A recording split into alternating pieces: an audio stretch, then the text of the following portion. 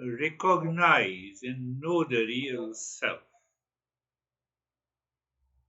So when I know the real self, then I'm the real self.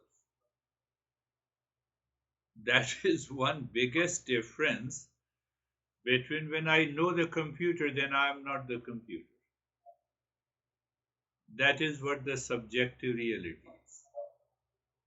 We have to contemplate and reflect. When I know the real self, I am the real self. But when I know the monitor, I'm not the monitor.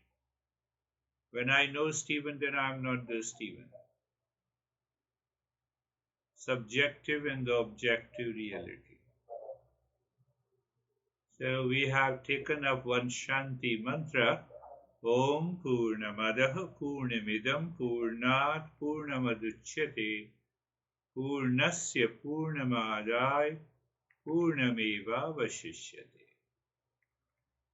So the entire summary of this journey on Saturday, it lies in this mantra.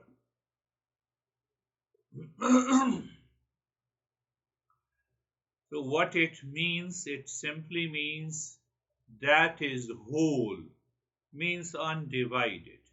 And what is whole actually is not seen. It cannot be an object of the mind.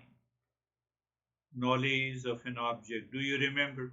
Knowledge of an object of knowledge. So, this mantra simply means that is whole because everything manifests through that whole. So, this is also whole. Everything is whole. From the same verse, perhaps the holiness has come. From the whole becomes manifest. When the whole is taken from the whole remains. Om Shanti, Shanti, Shanti. Now, remember and contemplate and reflect daily an acronym of whole. Just think, WHOLE. That is what the mantra is. So wholeness in all existence, wholeness is there. Wholeness is there in the water. We have millions of waves. In a clay pot, the clay is the whole. Clay pot is not.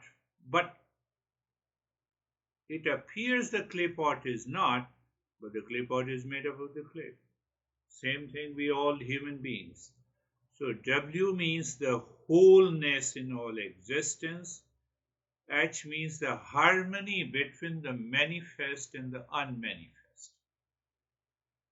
When I recognize that this body, mind, intellect, and ego also manifesting from the whole, so I have to establish harmony between the manifest and the unmanifest.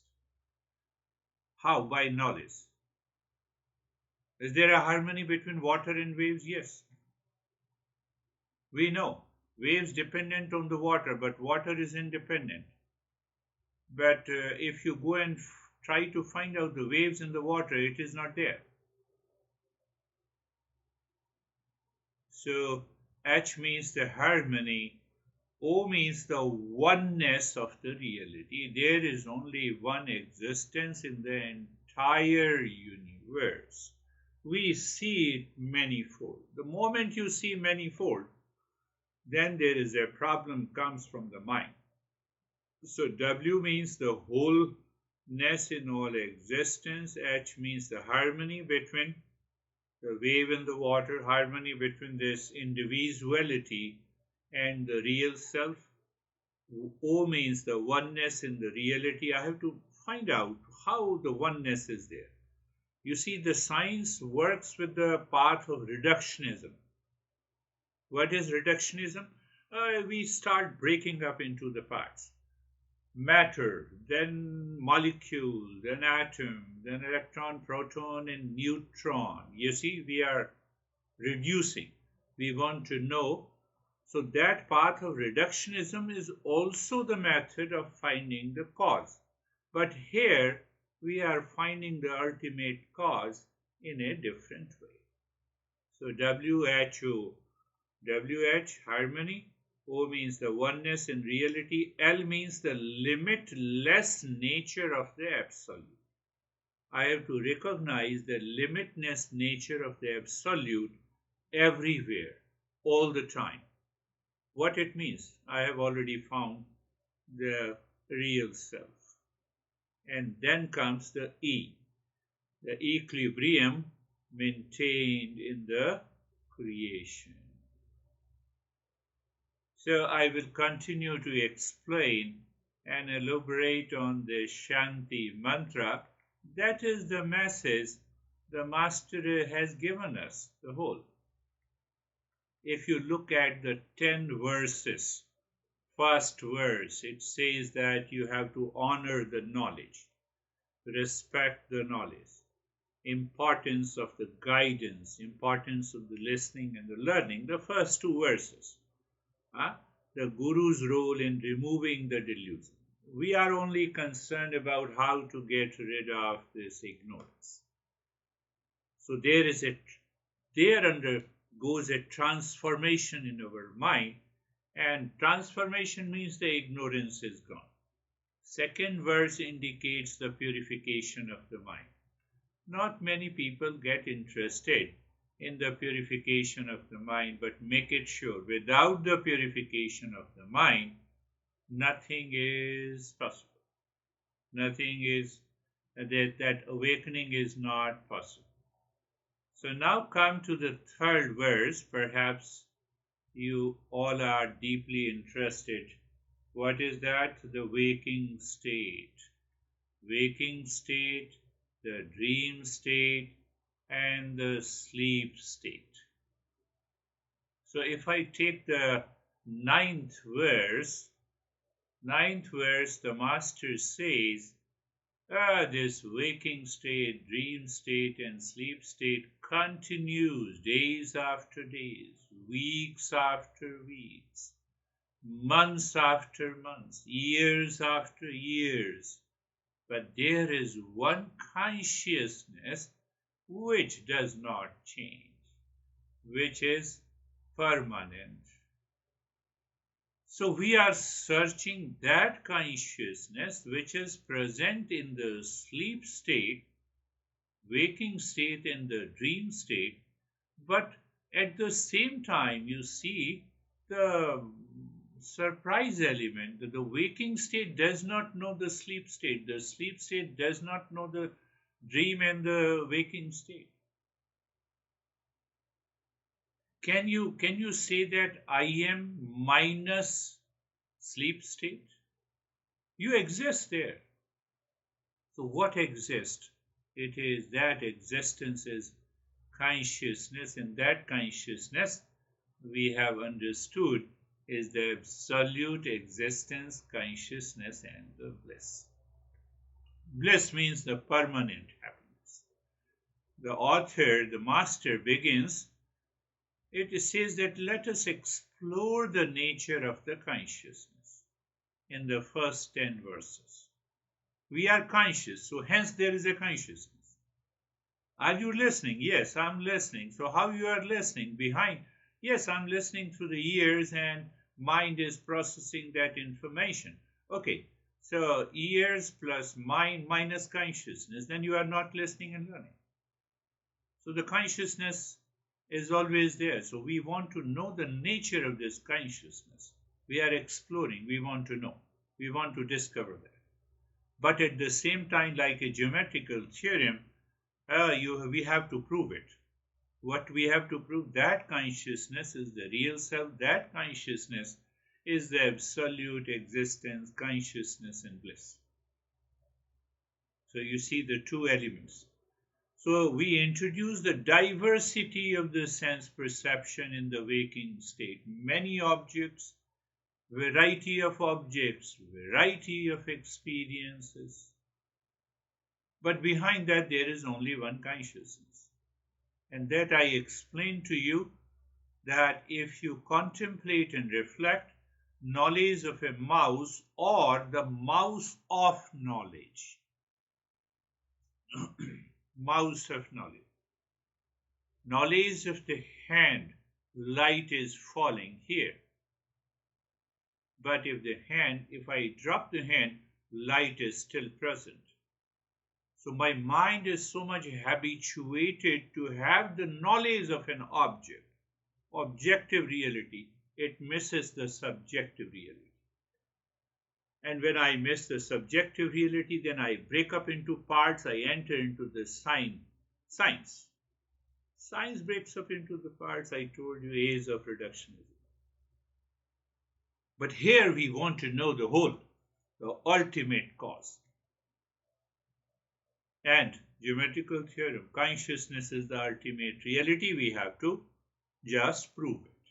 How to prove it? By removing the different layers of the ignorance. So in the waking state, what we understood, the variety of objects, variety of experiences, and in time and the space, it exists for a longer period. Oh, I'm very happy I bought a home. What will happen to it?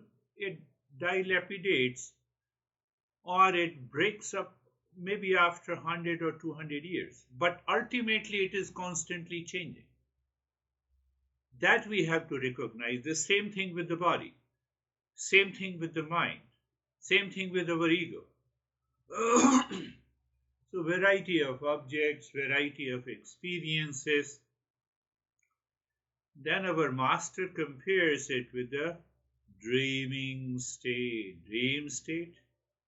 Same thing, variety of objects in the dream, variety of experiences in the dream. One thing, can you notice? In the dream state, I see also myself, and I see the objects, and I see the experiences. Did you get it? Here I am chasing this guy, or the lion is chasing me in the dream state. Same thing also happens in the waking state. When I say I am listening, I am body and the mind. I am continuously living into that ignorance. We have to recognize that it is the body-mind complex. It is the object of knowledge. It is not the knowledge of an object.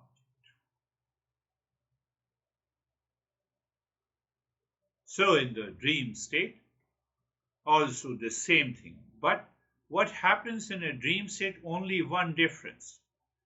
That because in the waking state I am the body and the mind, so I feel the body continues to exist in a time.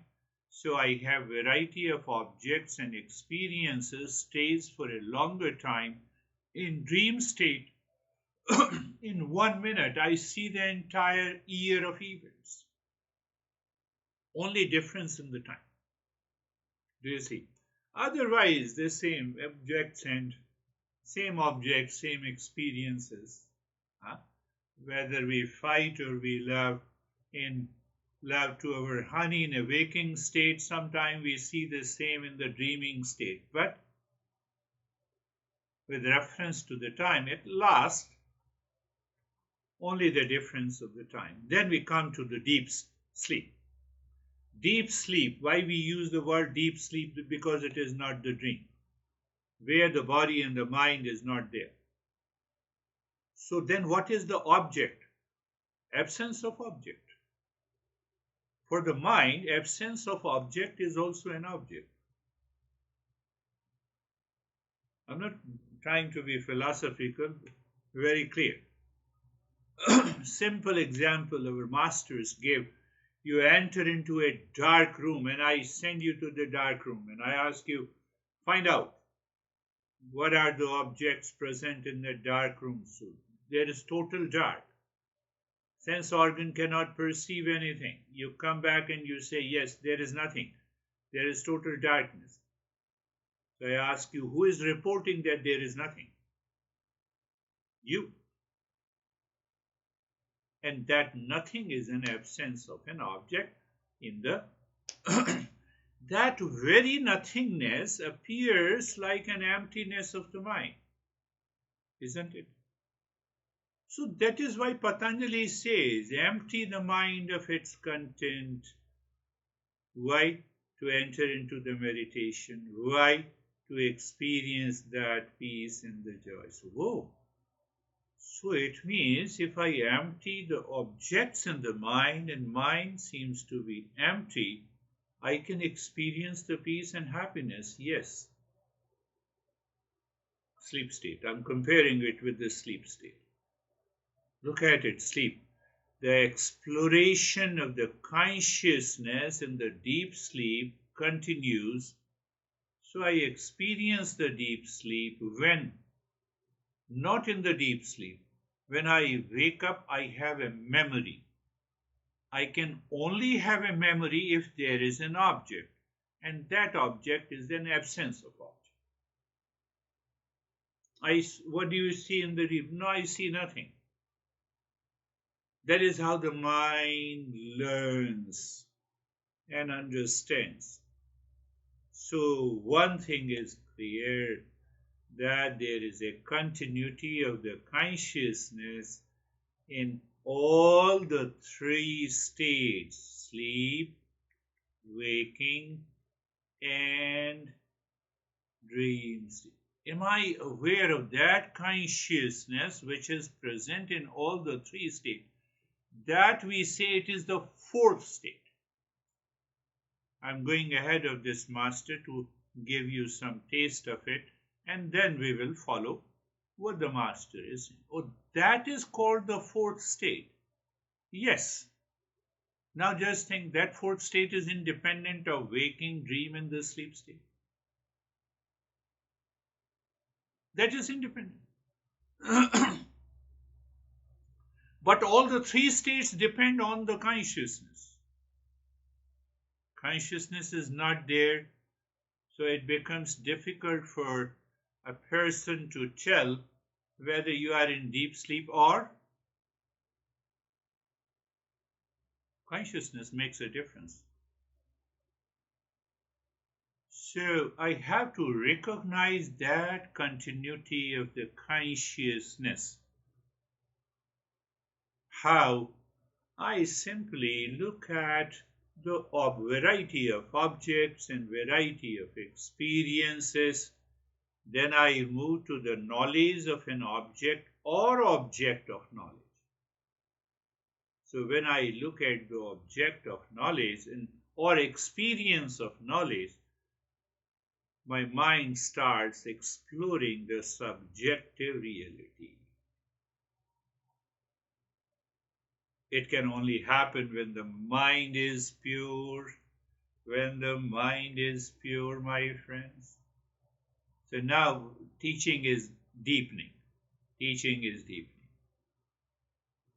So in the verse number 8, the master says that what he says, he introduces the concept of the self as the supreme bliss.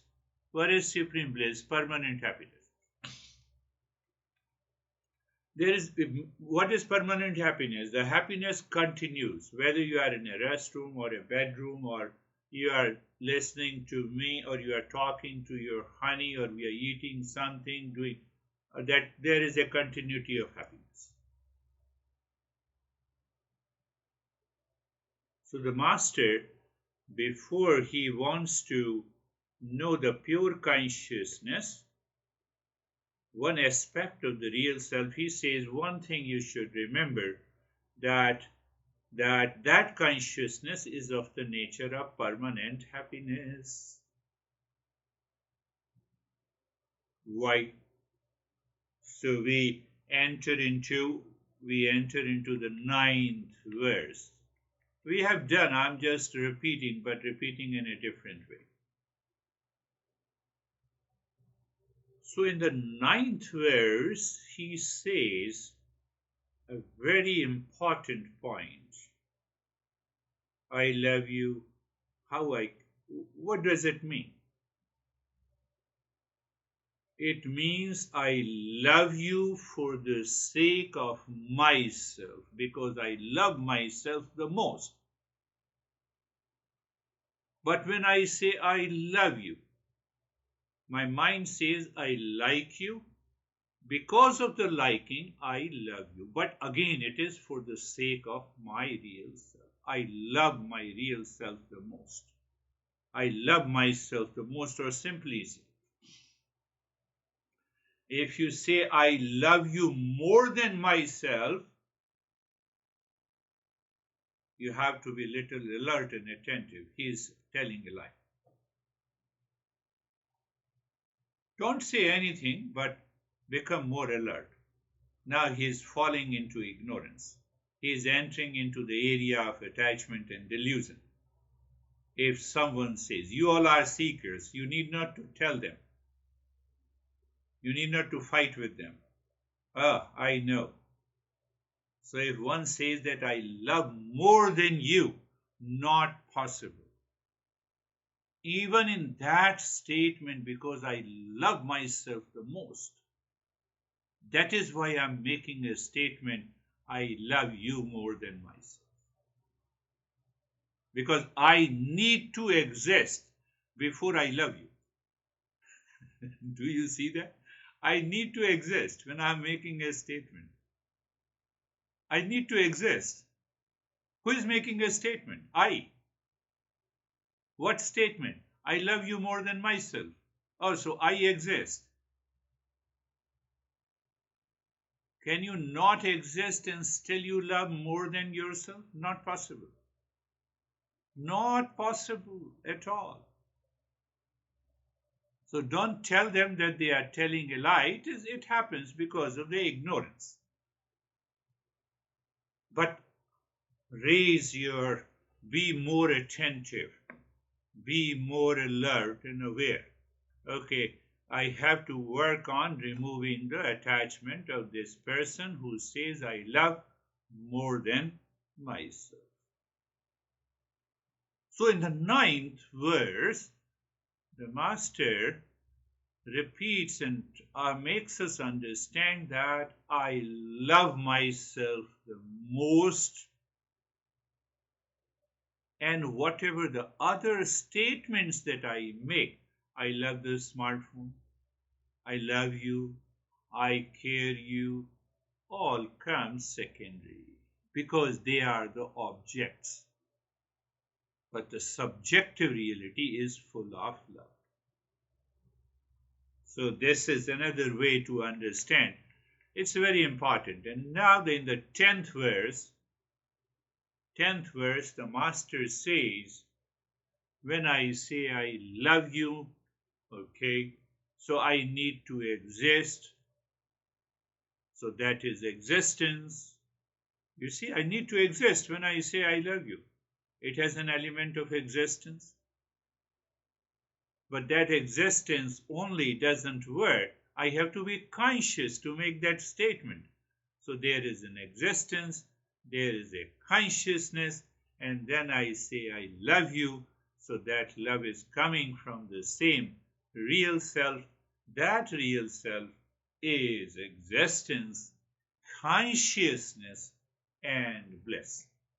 That is why all the entire literature is filled with this understanding. Even we will come to a conclusion that all gods and goddesses are fundamentally absolute existence, consciousness, and bliss. All gods and goddesses. Like a theorem, again, geometrical theorem. We reach and we understand that. How come it is?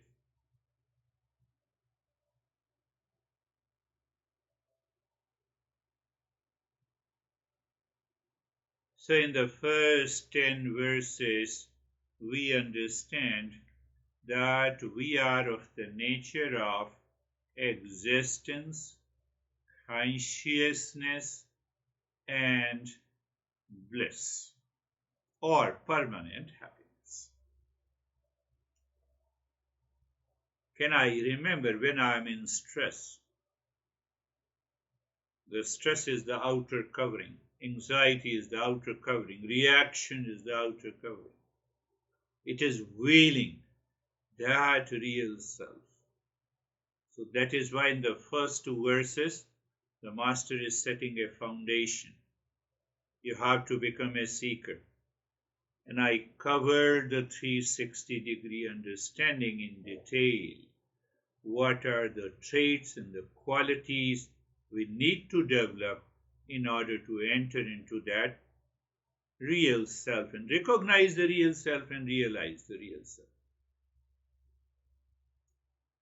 And then he says, okay, these three states, so you can still remember object of knowledge or knowledge of an object.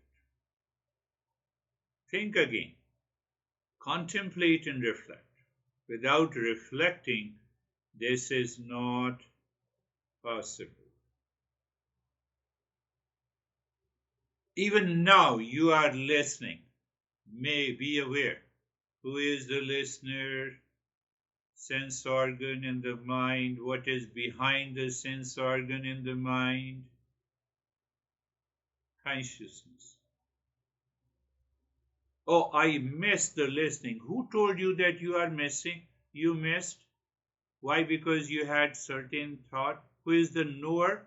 That your mind was distracted. That knower is the consciousness. That is why you said, I was distracted, I did not listen. Whether you say you are listening attentively or you say you are not listening attentively, behind there is a consciousness who is the knower. I understand and I did not understand. It is the same consciousness. Knower is there. It is pointing to the mind. Mind, you were not attentive, that's why you did not understand. And now you are pointing, you have understood.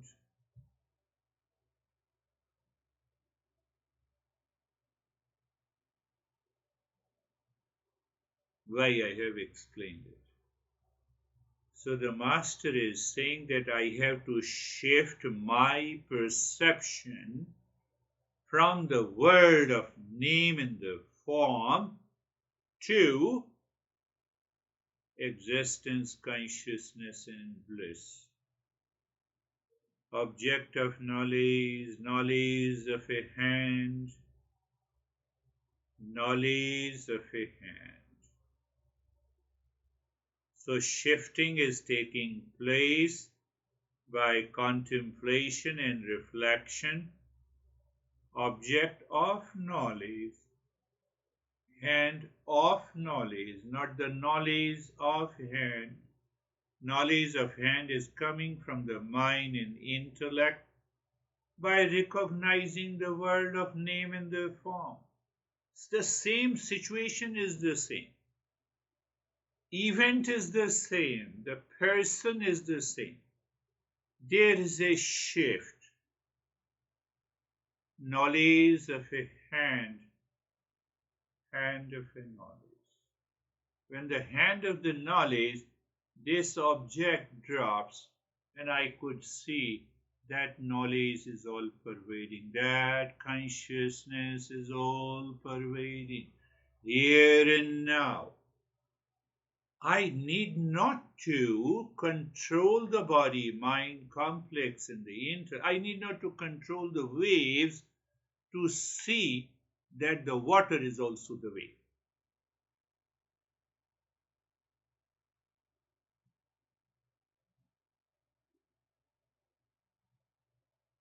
In the beginning, it will appear challenging, but it is very simple. It is the simplest thing. Eastern wisdom is the simplest thing to understand and recognize. What is preventing my ignorance, my limiting nature of the mind, my habits, my impulsive nature? I have to shift the perception. I know Stephen, yes. I continue to say I know Stephen, but Stephen of knowledge. Knowledge is taking place here. It is happening in the mind or beyond the mind. It's happening beyond the mind. The oneness is achieved. Oneness is already there. It is there. I am searching what already exists. I'm not creating the real self. The mind will return back again and again. Oh, I have to create the real self.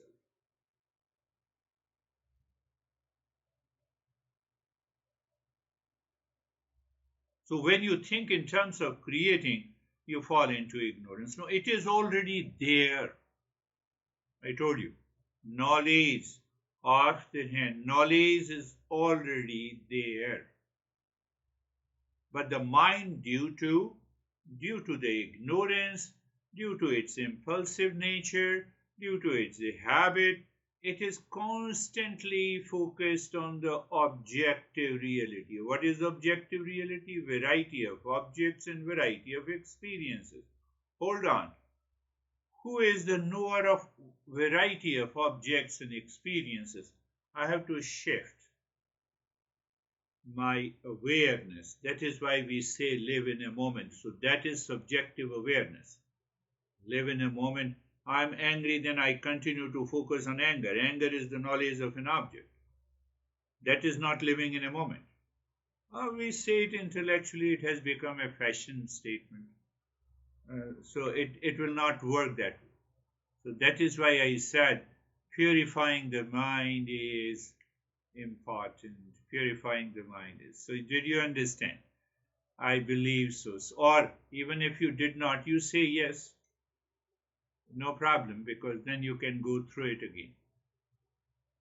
So we are examining the state of the consciousness.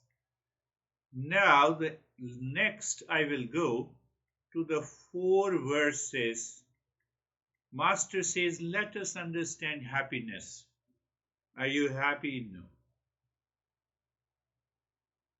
So in a higher teaching of the Gita, which I told you, there in the very first chapter, our Krishna, the Master, says, you are not worthy of suffering. You are suffering, you are crazy. You don't know that you cannot suffer.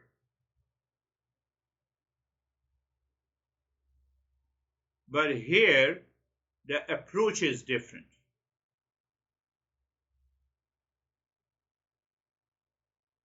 What is that approach? First statement. I don't believe it that happiness is coming from within. How come? It is my experience. How can you say it is my experience? When I see you, take an example. I see Dennis, I smile. He also smiles, and then I'm happy. You see the understanding? This is how the mind is understanding the happiness.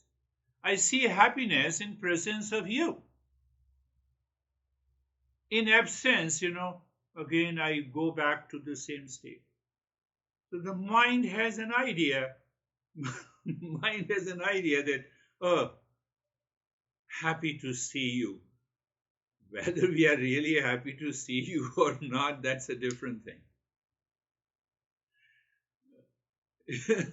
It's a different. Are you understanding? I see ignorance. I don't see the ignorance in it. Where is that ignorance? No, I see you, then I'm happy to see you. Where is the ignorance? So if the mind dislikes you and you come in front, will I be happy? I still see you. No. So it is the preference of the mind. I like you. It is already ingrained in my memory. And then you come in front, and then I say, I'm happy to see you. I love you. I like you. So we smile and we experience the happiness is coming from outside.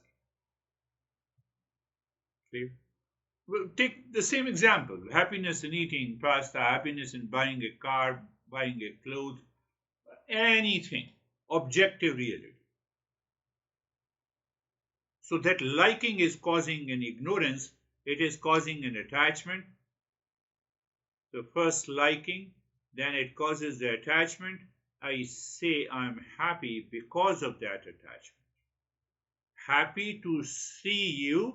I'm completing the statement. I'm happy to see you because I like you, which has caused the attachment, and that is experienced as happiness. Check it. Check it in anything. Check it in anything.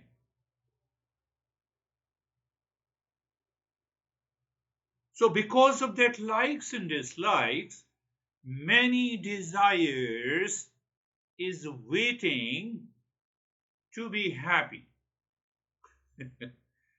I go to the restaurant, I eat something, and I'm happy. You see, many desires, so likes and dislikes, attachment and detachment, and there is a part of a delusion is constantly working in my mind. Constantly. Every day since we wake up in the morning until we sleep.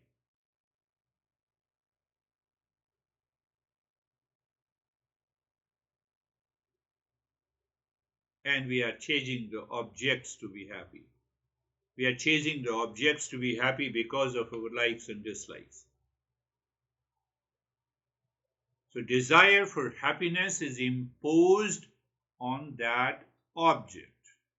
I like the mouse.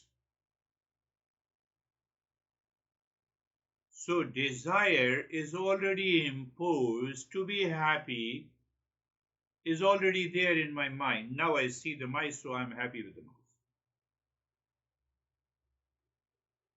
Don't tell your honey, but you have to understand it. But if the couple is attending, then they both rise in wisdom.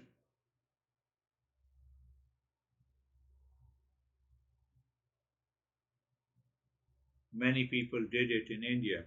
When I said, they went home and they told their honey. And then there is a conflict. No, it had to realize, I have to recognize it inside me. Don't start preaching. Yes, keep on teaching. There's a difference between preaching and teaching. Father says, there is a hell and heaven. Come, my son, confess the sins. I don't know the sin. This is preaching. Teaching is exploring each and every step. So, desire for happiness imposed on the object, already it is imposed on the object. I like pasta, or I like something. So that desire is constantly living in the mind. Motivation is clear in the mind. Then motivation means to act, to fulfill the desire. What is to fulfill the desire? Some sense of attachment. I love you, honey. I love you so much. I love you more than myself. I've already made it clear.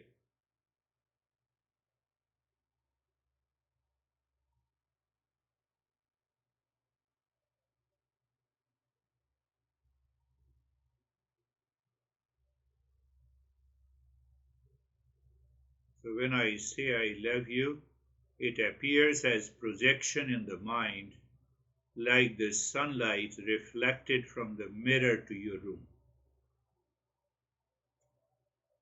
Think. I'm repeating again. So when I say I love pasta, that projection in my mind already reflected into the pasta to secure happiness. So I sit and eat pasta, I'm happy. Because of the pasta. That is the greater part of the ignorance. Because of the honey. Don't say that, I love my honey so much. But this is the fact. What should I say? This is the truth. We have to face the truth. It appeared as a projection in the mind. It is already there. See from the other angle. From another teaching, Master says, how can you say, for example, I love Ashok. How can I say I love Ashok? First, I should have a knowledge of that Ashok. Or without the knowledge of the Ashok, I can say that I love Ashok.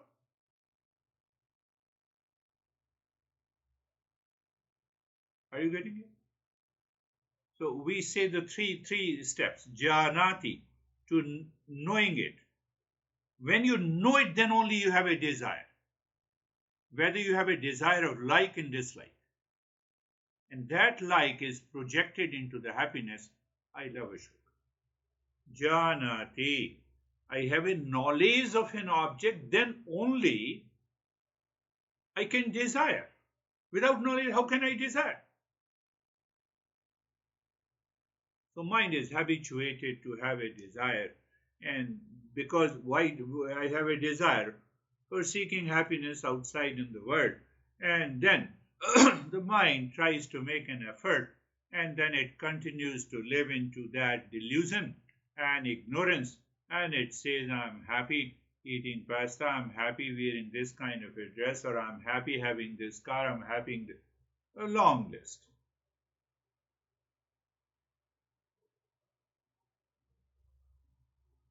Master is saying happiness is our nature. What a great blow to the mind, to our understanding, to our misunderstanding, to our delusion. I love myself the most. That is why I love you. That is why I am eating pasta. That is why I am enjoying pleasure in the pasta. Because I love myself. How can you put it? Because eating pasta gives me that happiness, gives me that satisfaction. So pasta is for the sake of me. I am not for the sake of pasta. Are you getting it? What is the ignorance? I am for the sake of you, honey. Huh? I will die when you will die. Really? Or I love more than myself. Teaching, expression is required. Did you get it? So now let us have brief of the 4 verses. I laid the foundation, and then we will understand it one by one. What a remarkable statement he makes in the 11th verse. I'm just translating it, and then we will understand it later. Or you can contemplate. That is why I'm repeating. So what the master is saying. When I know the real self,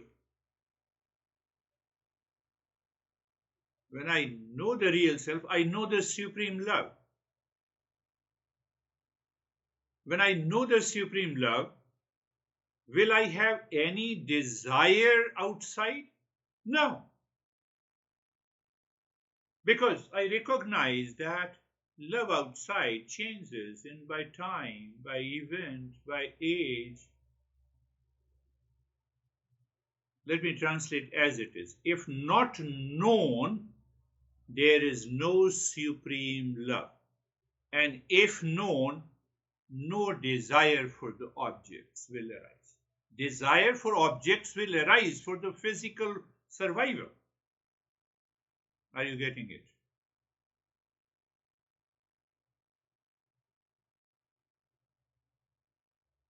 Genius. He says you need not to do any practice. Simply understand it.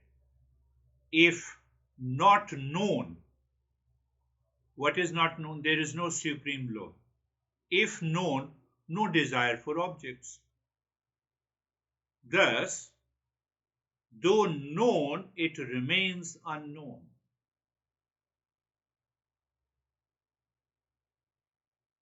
It is I see the water is there in the way, but I only see the way. I don't see the water. Such is the supreme bliss of the self. I say I'm very happy, I'm enjoying pasta, but the happiness is coming from inside you. I'm very happy with this car. No, happiness is coming from inside you, not from the car. Car is not an object of happiness. This is what the Master is saying. A tremendous understanding is required. Then in the 12th verse, but how it happens, how it happens. How I enter into the ignorance, even if the love is inside or happiness is inside. So he explains by metaphor. You know that in geometrical theorems, we create another suppose. He is following that. He is not talking the God, cult, dogma, religion. That is the beauty. So let me translate and then I will explain it. Like a son's recitation amid a group of students, even when known, the knowledge remains unknown due to the obstruction. So let me take it in a different way. Say, for example, according to him, you have a son who is doing a chorus song with lot of students. You don't see directly, but you hear that song. 50 students are singing, and one of them is your son is also singing. So now understand this. Like a son recitation amid a group of students, even when known, I know my son is there, the knowledge remains unknown due to obstruction. What is that obstruction? 50 students are singing. I hear the sound of 50 students. One of them is my son.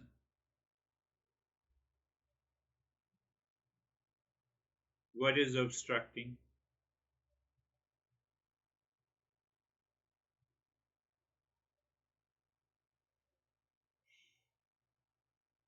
My knowledge, my experience of pleasure in the pasta is obstructing to know I am of the nature of permanent happiness, which is already present here now.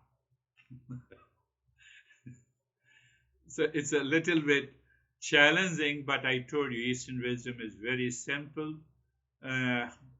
In the beginning, it appears difficult. By constant repetition, reflection, you will see that it is very simple. So think of this example. I covered only 2 verses. I will cover, and then we will understand. Close your eyes. Eyes are closed. Place, position, posture. Is the place responsible for my peace? I'm questioning. I'm using the same example which this master is using. Is the position and the posture is responsible for my peace and calmness?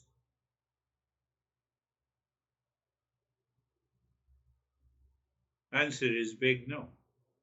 Nothing outside that changes is responsible for my peace and the joy.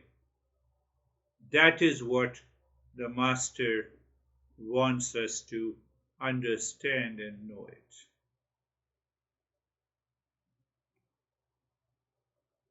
Question: why we have closed our eyes? Closed our eyes, symbolic or to all the sense organs, they run after the objects of the senses, and the mind is the first to process that information based on the likes and dislikes, and we may fall into ignorance and delusion, so we have closed our eyes in the beginning. But at later stage, we will be doing, not doing, I would say, or just with eyes open, we can still be into that stage.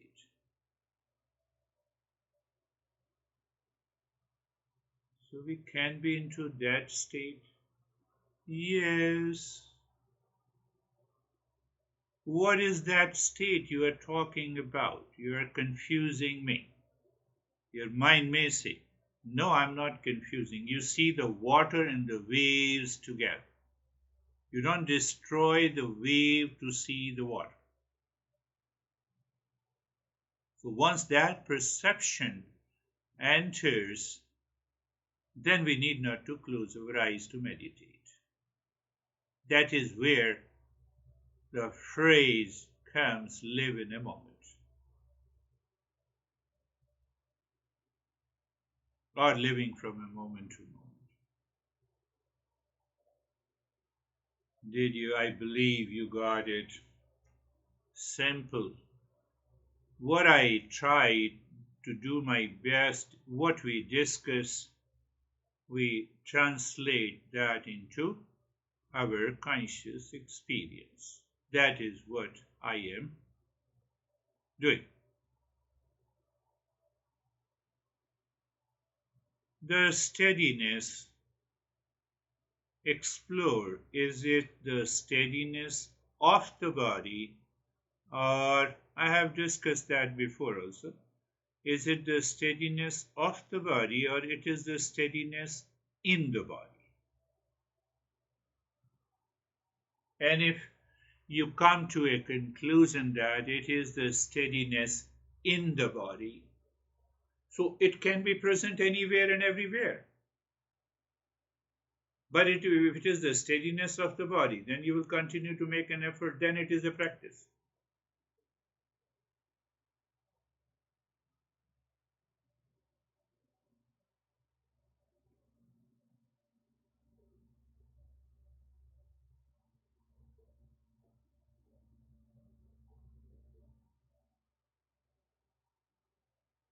Do you see that steadiness in the body versus the steadiness of the body?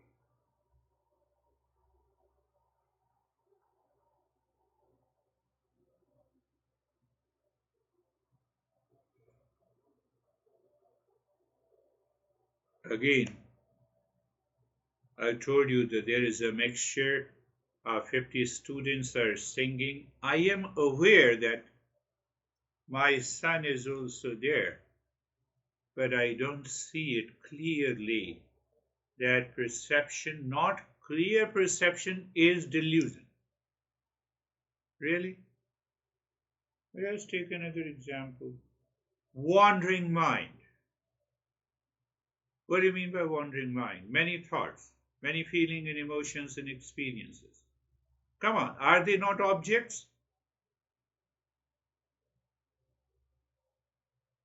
Don't I know these thought, feeling, and emotions as objects? Yes, that is very clear to me. So you cannot be the object. You and one thought, you and second thought, you and third thought, you and fourth thought, you and fifth emotion, you and reaction, you and like and you and dislike, both are separate.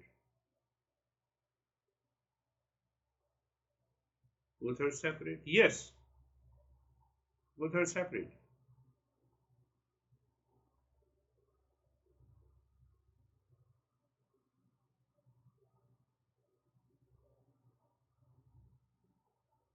What I need, I only need an awareness.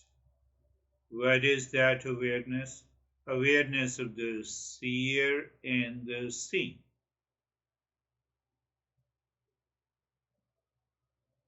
So let me create a mathematical equation. Seen plus awareness in between. Forget about the plus.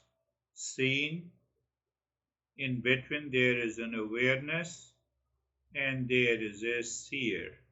You are free, you experience the emptiness. In the presence of the thought, what you are talking about? Yes, in the presence of all the waves, I still see the water. It appears hidden, but it is not. Don't I see the sky remains as it is even if the millions of the birds are flying?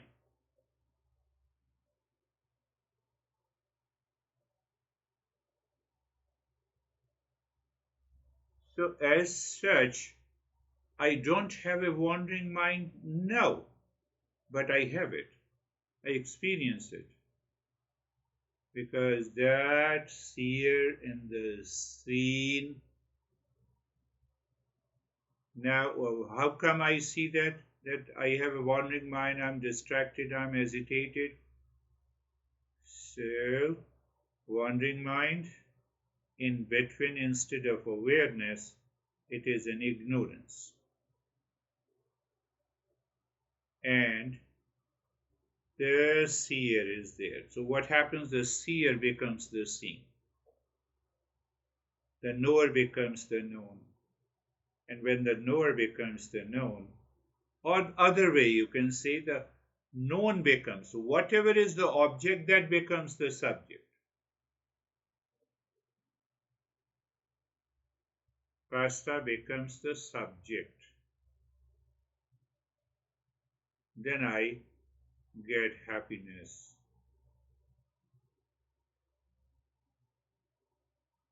Just see that clearly. Seeing, perception, then there is another word, vipassana. Another word in Buddhism is mindfulness. They all are synonyms. If I use the word right perception, vipassana, mindfulness,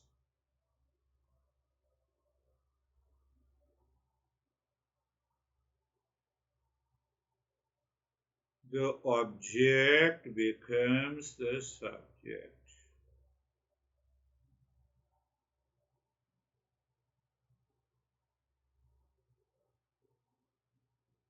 Leads to confusion.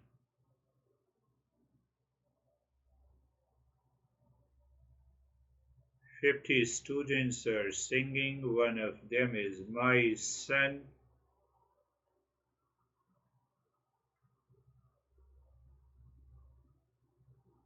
Master gives that example, and no doubt will understand that my son is present, but I don't recognize it all the time. Why? It is hard to distinguish my son's voice in a chorus. Our knowledge of the real self is obscured by various abstractions.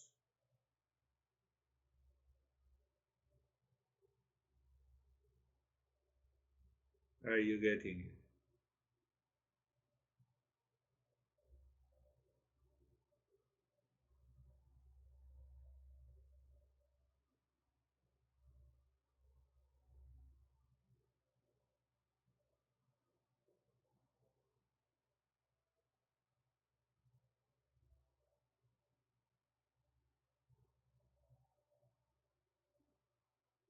J. Krishnamurti, one of the greatest masters who lived until 1960, he followed the entire journey of the Eastern wisdom, and then he was a unique person, realized an awakened, enlightened person. So he directly approached logically. He even did not refer the teachings of the Eastern wisdom as such. So he says we need an extraordinary awareness to see the seer and the seen and the known and the knower. Extraordinary awareness means the ignorance as well. Extraordinary awareness that even with the 50 students, I recognize.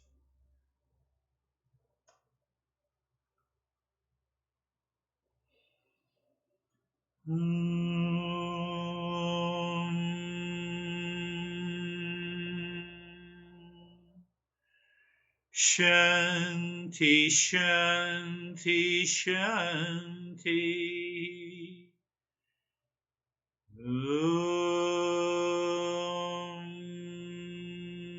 Shanti, Shanti, Shanti.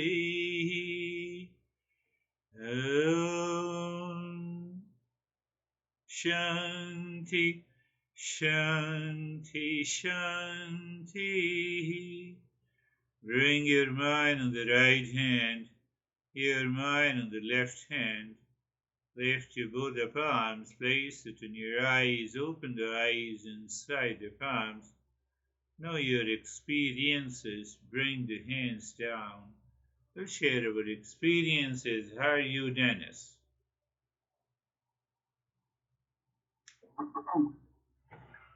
Fine, thank you, and thank you for the lesson. A lot of interesting moments and a lot of moments that I'm not sure I understood correctly, but let me ask one question about the object becomes the subject.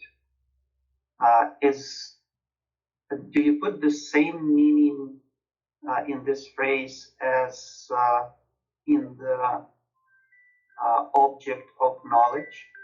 Yeah, it is the same thing. Okay. So there's a knowledge of an object, and some characteristics of that object becomes the knowledge in me, and I identify with it. I like pasta, I like cars, so that liking of the car, that projection, that part of the projection is me.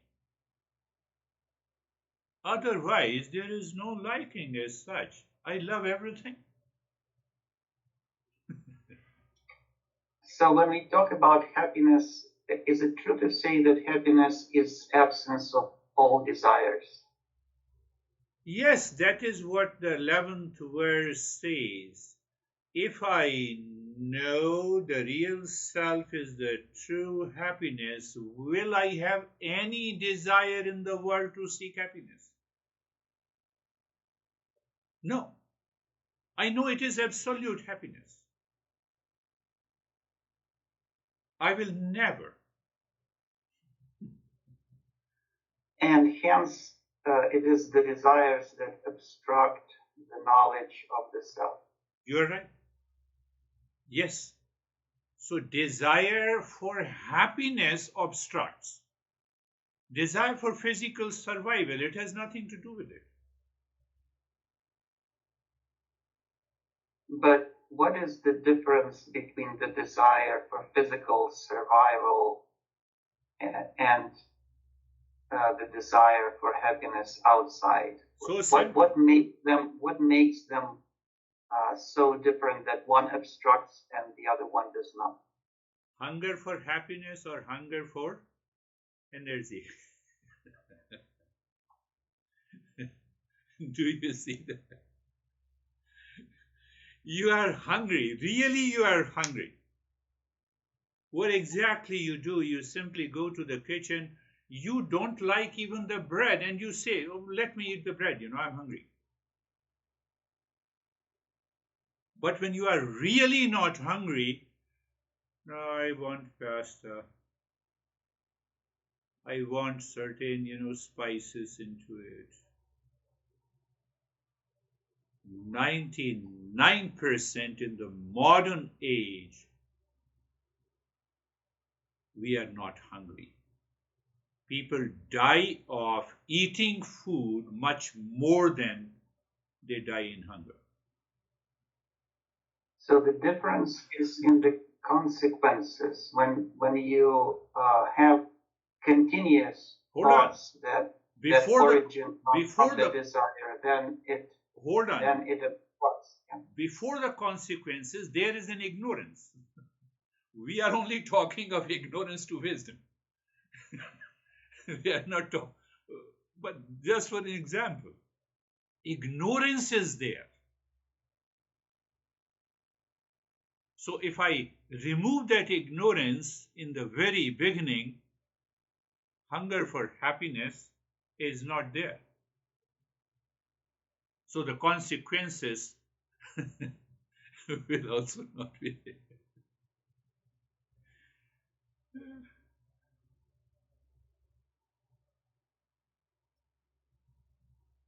Yes.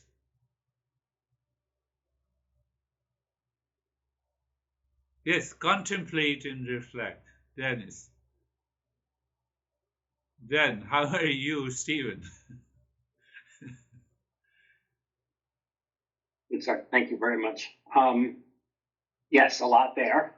I couldn't help but continue to contemplate and reflect during the lesson of past lessons, past conversations that we've had, and brought up actually just something you said on Thursday about living inside out or outside in.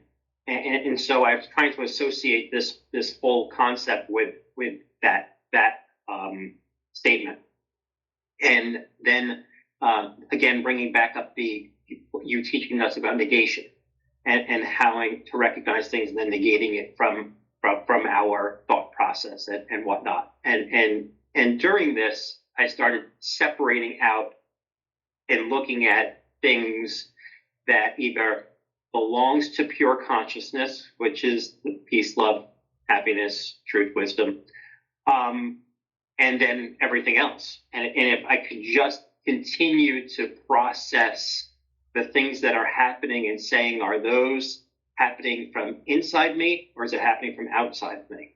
And that's where that separation of seeking the happiness from outside items or the pasta to become happy, that's clearly an outside thing, not an inside. So if I can continue to look at everything that's coming at me and go, nope, that's making me feel a certain way, but that was from the outside, that's not me, it negates it and it leaves me with real self. And it just started to probably makes more sense in my mind than what I'm trying to say right now, but I'm grasping it. And then what also came out of this is that everything belongs to the knowledge, and by looking at it from that perspective, it made me think about desire, personal desires, and if I understand that what happens belongs to the knowledge, then it can't invoke ignorance in myself because it doesn't belong to me. It belongs to the knowledge. And I wanted to create some sort of example of that. And I started thinking about mountain climbing. Not sure why. I've never mountain climbed, but I know nothing about mountain climbing, and therefore I'm not attached to it. So it was a clear example of mountain climbing belonging to the knowledge and it not being the knowledge of mountain climbing. Because I have no attachments to it. And this is what's going on in my mind right now, all these comparisons to this inside, outside, and whatnot. So, thank you. Yes, you are reflecting and bringing both the sessions together. On Mondays and Thursdays session, that approach is that I have to recognize the impurities in the mind, and I have to recognize the purity in the mind.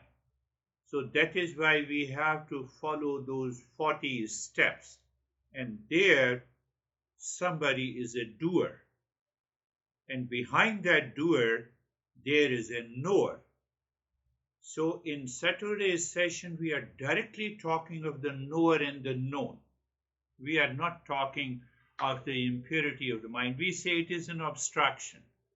50 students, one is my son, everyone is singing. I know that I experience the happiness inside. Just compare it with the sun. But here we are directly talking about moving from ignorance to wisdom. So no practice is required. On Mondays and Thursdays session, inside and outside. So that inside and outside pertaining to the higher mind, to the pure and the impure mind. But on Saturday's session, here is a real self and here is a not self. So it's a direct movement from ignorance to wisdom. That is why I stress that we are not doing any practice. It is a non-practice. But there is no problem in linking the two, but keep the objective clear in the mind. 40 steps I will reach to awakening after a time when I complete all the 40 steps. On Saturday's session, forget about the time and the space. That belongs to the mind. You are here and now. You are in peace and happiness here and now. So that approach is there. So we have many approaches in the Eastern wisdom. So that is why they appear two distinct paths, but the path is the same. So we can learn something from the Mondays and Thursdays session, no doubt. But we keep the clarity. Here we are talking of MI, peace and happiness. There we are talking of I will be in peace and happiness when I follow these steps. Inside and outside, outside to inside, purify the mind, and then I will reach there.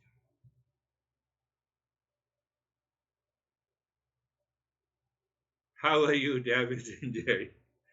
Yes, I'm invoking, so I'm very happy that you guys have started talking. Yes. Thank you. The lesson was a lot of various concepts, but it was not a lot in some respects. So what I found myself doing is just letting go and letting go and letting go and just focusing on my consciousness beneath it all. Yes. I'm definitely going to listen to it over and over again and dig into it. I had a very deep, quiet meditation. Thank you. Beautiful. I will just explore it. We talked about the 11th and the 12th verses. There are two more verses. So I'll lay a strong foundation. I'll explain it again. So no worries. How are you, Jerry? Sir, I'm good, thank you. I love the lesson. The mind is firmly established in where the love, the light, the truth, the peace is, and that's always inside. And then I just get to share that in everything I do. And so it's limitless and it's everywhere. Yes, you're right. When you mind means the knowledge also. Knowledge comes from the thought. So my thought says that I will have a good lunch when I eat pasta. So hold on, examine that.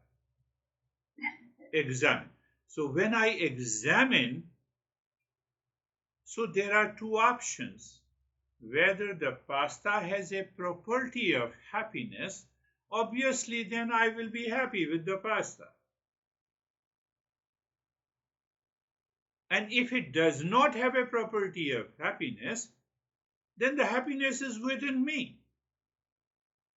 So now I left the desire to be happy because of the pasta is gone.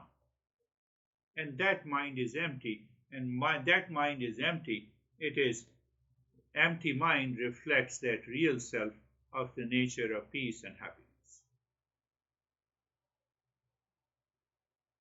Look at it. But yes, it looks very simple. It is simple. We will understand it. How are you, Vaibhav? Thank you, sir. Sir, mind is calm. My understanding is, and how I'm relating to it is like that object is not the source of knowledge. So likewise, I am the source of happiness.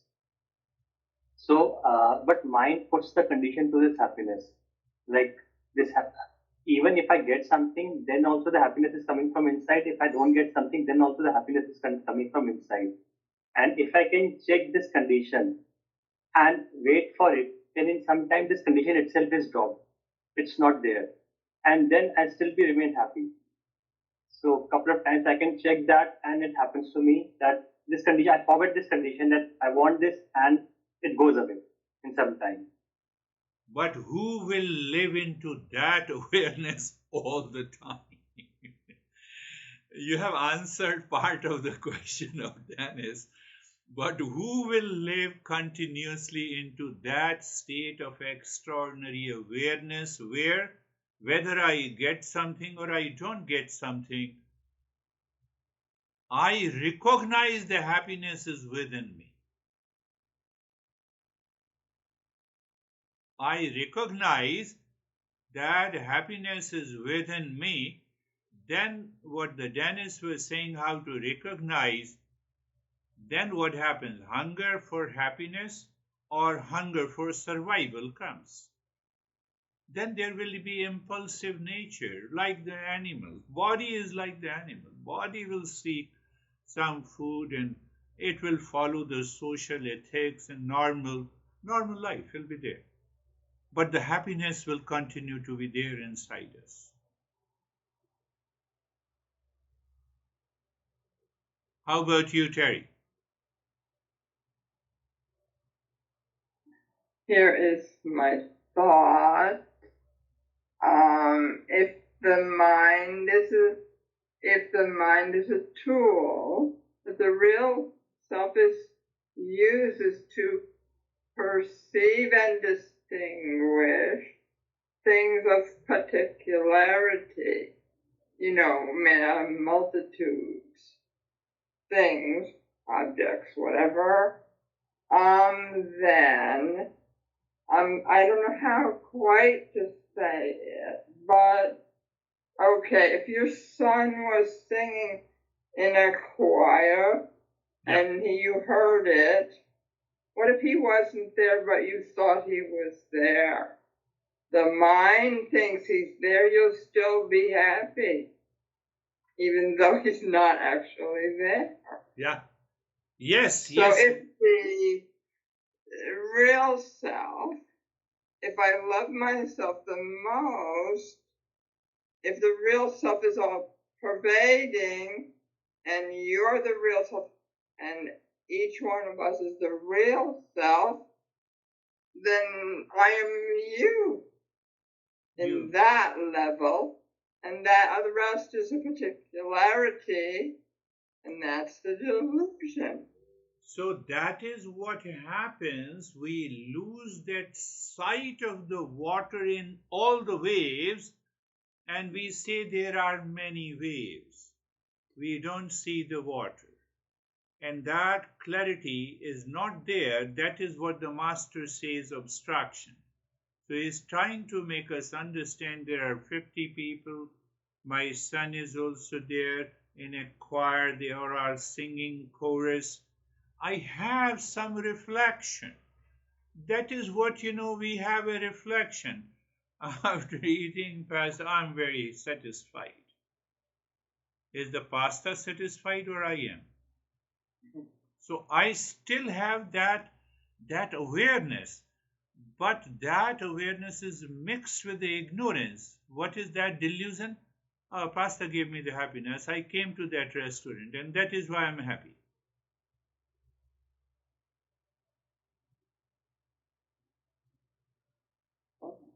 Think, just one thing, any thought that comes to your mind,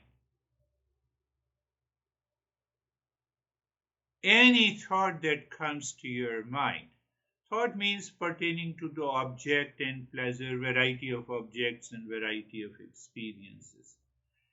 if I can instantly become aware that this thought is taking me to the object for seeking pleasure, and I can become aware of it, the moment you are aware of it, you recognize the ignorance, and the ignorance drops. So on Saturday's session, it is all about moving from ignorance to wisdom. Mondays and Thursday, no, we will work hard inside and outside. We have impurities of the mind. We have to do this practice.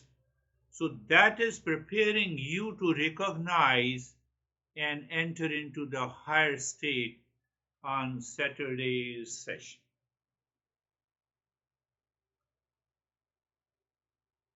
Are you there, Ashok?